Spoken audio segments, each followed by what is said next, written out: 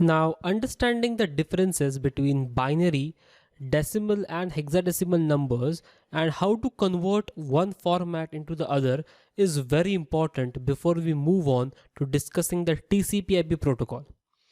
So let's get started with binary numbering. It's pretty simple. It is really simple.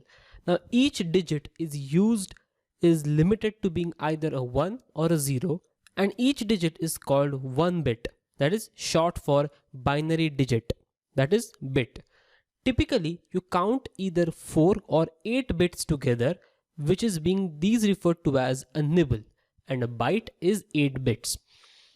What's interesting about binary numbering is the value represented in a decimal format. The typical decimal format being the base 10 number scheme we have all used since kindergarten.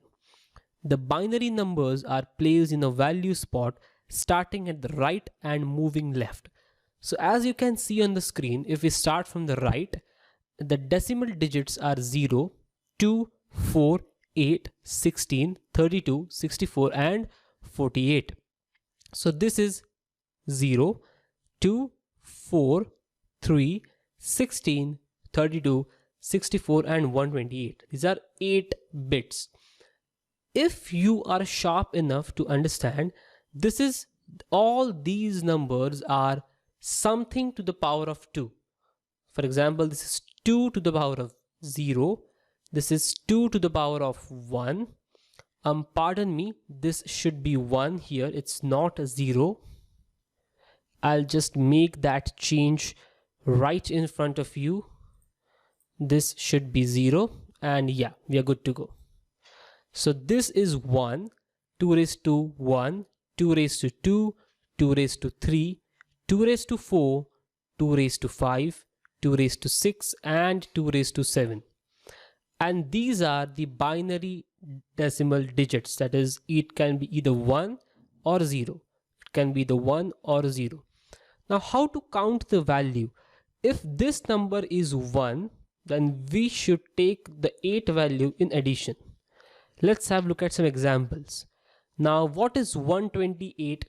128 is representing this 128 in the binary digits. So if we take this as 1 and keep every other digits as 0, then this is 128.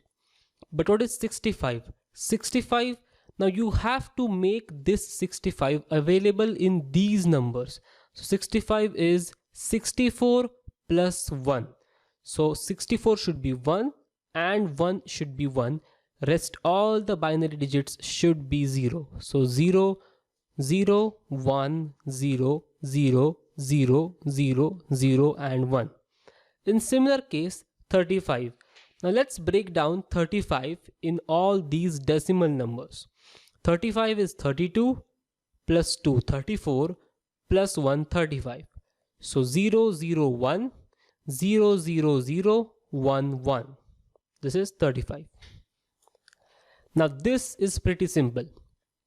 Now if someone gives you these binary numbers or these binary bits and you are asked to convert the binary to decimal conversion, now let us say this first one is 2 to the power 0, which is 1. So yeah, if this is 1, we have to consider 1 in addition. So yes, this is 2 to the power 1, therefore 2. Since it is 1, we'll consider 2. This is 2 to the power 2, which is 0.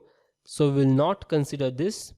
And in the similar way, you have to add all the decimal numbers to get the final answer. So 1001, 1011 in decimal is 155. There are plenty of examples available on the internet. After this section, we will add a quiz in which we will have a couple of questions on binary to decimal conversion chart, and again we will be adding a few examples for you to solve to how to understand the decimal conversions. Now when we go to hexadecimal case, hexadecimal is basically similar to the binary to decimal conversion but just a few addition. I will explain hexadecimal in a short while, but before we move that, make sure you understand all these concepts clearly. If you even go on the internet and search for binary to decimal conversion or hexadecimal conversion, you will get a hell lot of videos to watch. So let's not waste this time here. And if you already know how to convert these digits into binary and decimal, I suggest you to please skip the videos and the exercises and move to the core part of computer networking. Now, in the next lecture, we will talk about the most fundamental of this section, which is the Ethernet addressing. We should pay attention to the addresses because these addresses are very important when we talk about the network devices and IP routing.